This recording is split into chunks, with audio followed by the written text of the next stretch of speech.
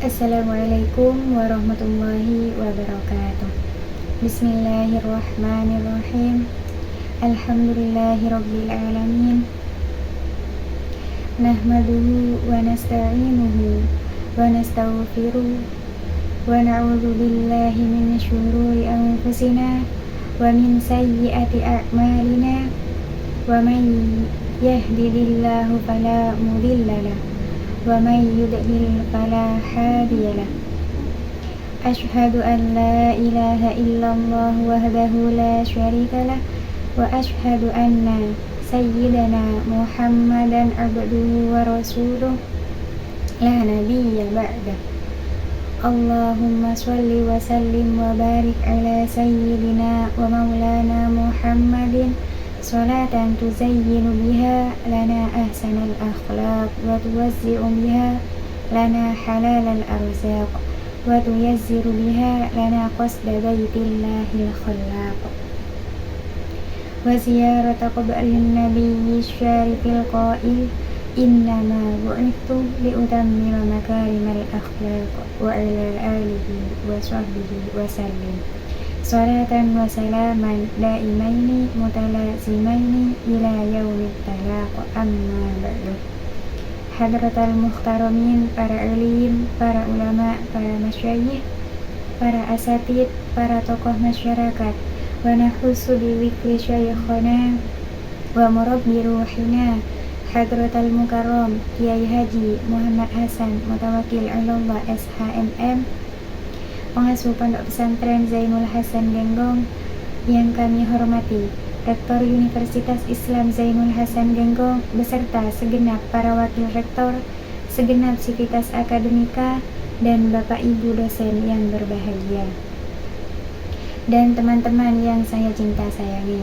Alhamdulillah, marilah kita panjatkan puji syukur kehadirat Maulana Azza wa Jalla yang mana dengan limpahan rahmat, taufik, hidayah, serta ma'unah dari Allah, kita semua diberikan nikmat yang sangat besar, nikmat yang sangat agung, yakni nikmat Islam, iman, dan juga nikmat sehat wal afiat, serta nikmat kesempatan, sehingga kita semua bisa hadir pada hari ini, pada kesempatan yang berbahagia ini.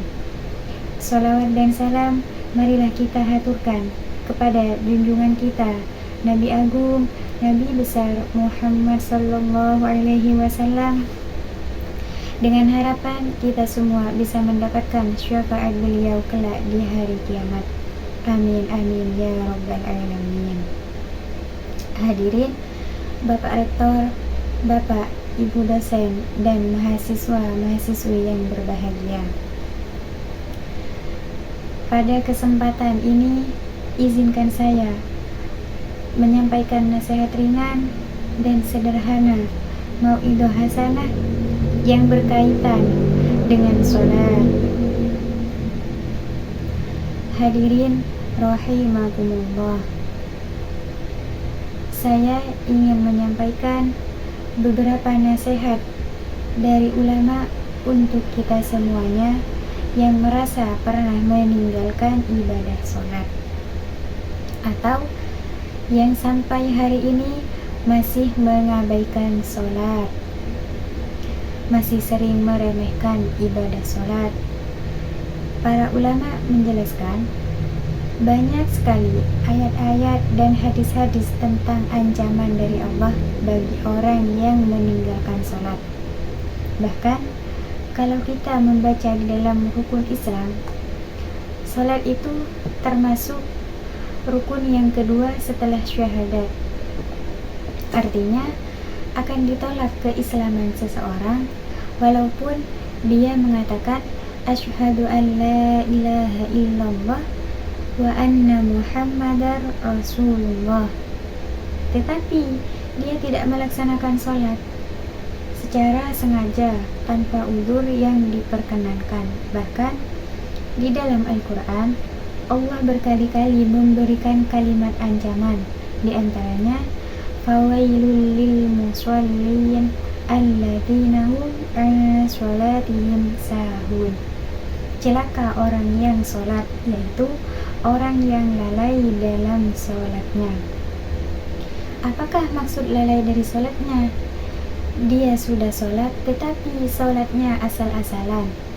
Orang yang sholatnya tidak khusyuk, orang yang sholatnya kadang dia lakukan, kadang dia tinggalkan. Orang yang sholatnya buru-buru tidak memenuhi rukun. Orang yang sholatnya tidak benar wudhunya ataupun cara bersucinya. Bagaimana dengan orang yang tidak sholat?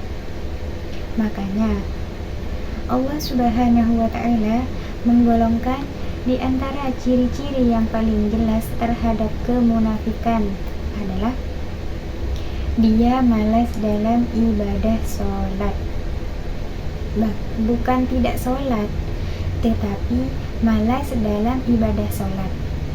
Allah berfirman di dalam surat An-Nisa, wa idza qamu ila sholah qamu kusala. Kalau mereka berdiri untuk sholat, mereka berdiri dalam keadaan kusala, bermalas-malasan. Mungkin sholat kita, tetapi apakah sholat kita termasuk bermalas-malasan? Bagaimana dengan tarawih kita? Apakah termasuk bermalas-malasan? Kita mencari dari tarawih yang paling cepat, yang hanya hitungan 15 menit selesai, 20 rakaat atau 11 rakaat. Jangan-jangan kita termasuk orang yang sahun. Walaupun sholat, lalai walaupun sholat, jangan-jangan kita termasuk orang yang kusala, orang yang bermalas-malasan, walaupun kita melakukan ibadah itu.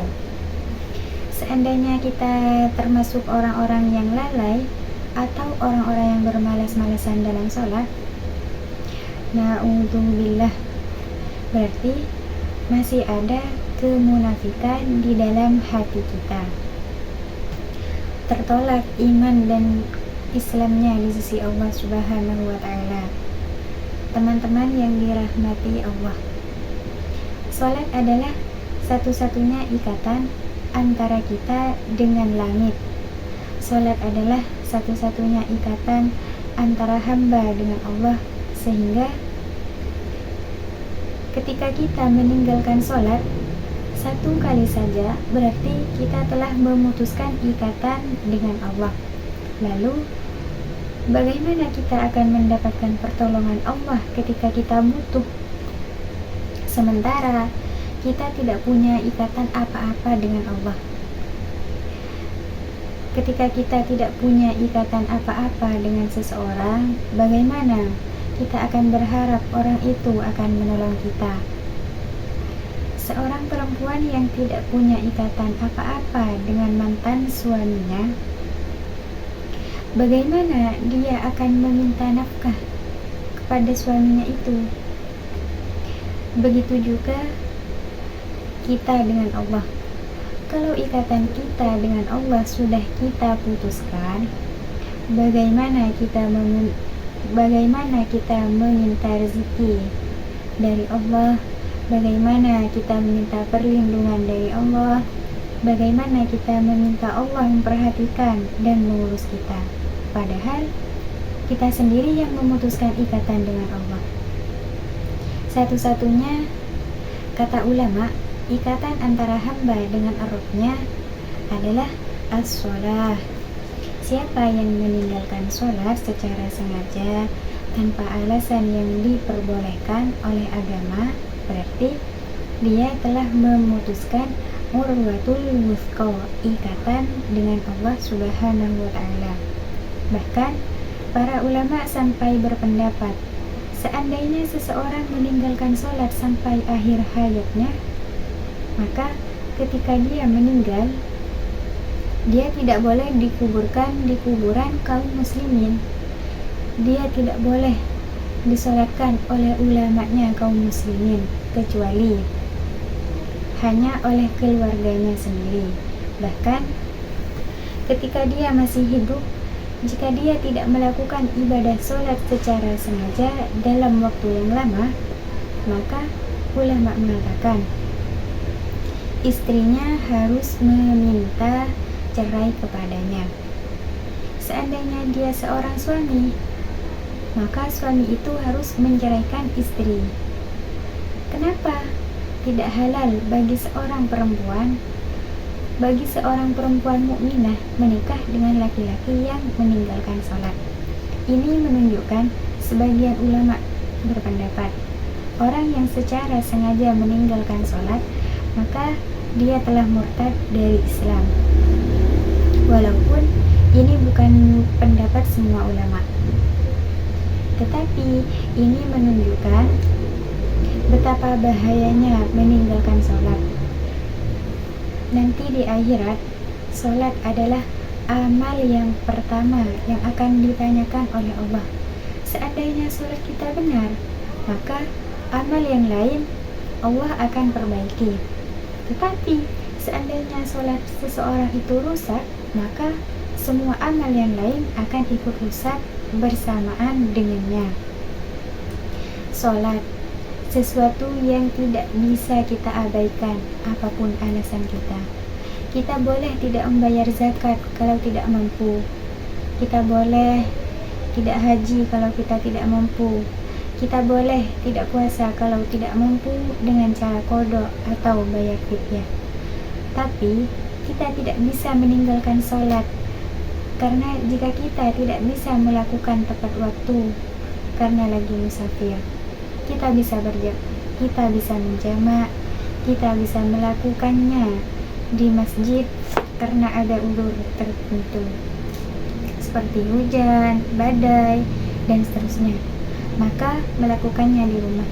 Tidak bisa melakukan secara berdiri, bisa duduk atau berbaring. Tidak ada alasan untuk meninggalkan salat saking pentingnya ibadah ini. Allah tidak mau kita memutuskan Allah. Orang yang meninggalkan sholat berarti dia telah memutuskan hubungannya dengan Allah. Apa rasanya diputuskan tanpa alasan? Kita sudah baik kepada seseorang, kita perhatian kepada orang itu, kita berkorban kepada orang itu, kita memberikan semua hak orang itu. Tapi tiba-tiba dia mengajak kita putus tanpa alasan. Gimana perasaan kita? Begitulah perasaan Allah ketika hambanya memutuskan hubungan dengan Allah dengan cara meninggalkan ibadah sholat. Padahal Allah selalu memberikan kebaikan dalam kehidupannya. Jangan putuskan Allah dengan meninggalkan sholat. Mudah-mudahan ketika kita menjaga sholat, Allah akan menjaga kita. Barakallahu fiik. Mungkin ini yang dapat kami sampaikan. Kurang lebihnya mohon maaf. Wassalamualaikum warahmatullahi wabarakatuh.